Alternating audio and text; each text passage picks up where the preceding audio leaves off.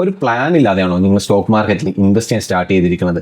അങ്ങനെയാണെങ്കിൽ ആ പണം നിങ്ങളിൽ നിന്ന് നഷ്ടപ്പെടാനായിട്ടുള്ള സാധ്യതയും കൂടുതലായിരുന്നു. സ്റ്റോക്ക് മാർക്കറ്റിൽ ആദ്യമായിട്ട് കടന്നു വരുന്ന എല്ലാവർക്കും ഉണ്ടാവുന്ന ഒരു അനുഭവമാണ് കേട്ടോ. ഒരു പർട്ടിക്കുലർ സ്റ്റോക്കിന്റെ പ്രൈസ് കാണാൻ നേരം അത് നല്ല വാല്യൂബിൾ ആയിട്ട് നമുക്ക് തോന്നാം. നമ്മൾ നമ്മുടെ കയ്യിലുള്ള മുഴുവൻ പണം കൊണ്ട് ആ ഒരു സ്റ്റോക്കിലേക്ക് ഇൻവെസ്റ്റ് ചെയ്യും. എന്തൊക്കെ കൊണ്ടായിരിക്കും നമ്മൾ ഇൻവെസ്റ്റ് ചെയ്യുക? ഒന്നെങ്കിൽ നമ്മുടെ ഏതെങ്കിലും ഒരു സുഹൃത്ത് പറഞ്ഞിരിക്കാം, ഇല്ലെങ്കിൽ ഏതെങ്കിലും ഒരു യൂട്യൂബ് വീഡിയോ കണ്ടതിന് ശേഷം ആ ഒരു പർട്ടിക്കുലർ സ്റ്റോക്ക് മേലോട്ട് പോകാനായിട്ടുള്ള സാധ്യത കൂടുതലാണെന്ന് കാണുമ്പോൾ നമ്മളുടെ ഇൻവെസ്റ്റ്മെന്റും നമ്മൾ ആ സ്റ്റോക്കിലേക്ക് കൂടുന്നു. അങ്ങനെയാണ് നിങ്ങൾ സ്റ്റോക്ക് മാർക്കറ്റിനെ കാണുന്നതെങ്കിൽ നിങ്ങളുടെ ഇൻവെസ്റ്റ്മെന്റ് നഷ്ടപ്പെടാനായിട്ടുള്ള പോസിബിലിറ്റി ഉണ്ടായിരുന്നു. അടുത്ത ദിവസം ആ സ്റ്റോക്ക് 20% ഗ്യാപ് ഡൗൺ ആയാൽ എന്ത് സംഭവിക്കും? നിങ്ങളുടെ പണം മാത്രമേ പോകത്തുള്ളൂ. സ്റ്റോക്ക് മാർക്കറ്റിൽ നിങ്ങളൊരു പർട്ടിക്കുലർ സ്റ്റോക്കിലേക്ക് എൻട്രി ചെയ്യുന്നുണ്ടെങ്കിൽ അതിന് കൃത്യമായിട്ടുള്ള മാനദണ്ഡങ്ങൾ നിർബന്ധമായിട്ട് കീപ്പ് ചെയ്യണം. എൻട്രി, എക്സിറ്റ്, റിസ്ക് മാനേജ്മെന്റ്, ഇങ്ങനെയുള്ള എല്ലാ കാര്യങ്ങളും നോക്കിയതിന് ശേഷം മാത്രമേ ഒരു പർട്ടിക്കുലർ സ്റ്റോക്കിലേക്ക് നിങ്ങൾ ഇൻവെസ്റ്റ് ചെയ്യാനായിട്ട് പോകാവൂ.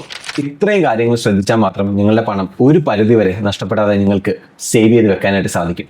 സ്റ്റോക്ക് മാർക്കറ്റിനെ പറ്റിയിട്ട് നിങ്ങൾക്കും ഒരുപാട് അറിവ് നേടണമെന്ന് ആഗ്രഹം ഉണ്ടെങ്കിൽ ഈ ചാനൽ ഫോളോ ചെയ്യാനായിട്ട് നിങ്ങൾ മറക്കരുത്. Keep joining. Let's grow together. Happy trading.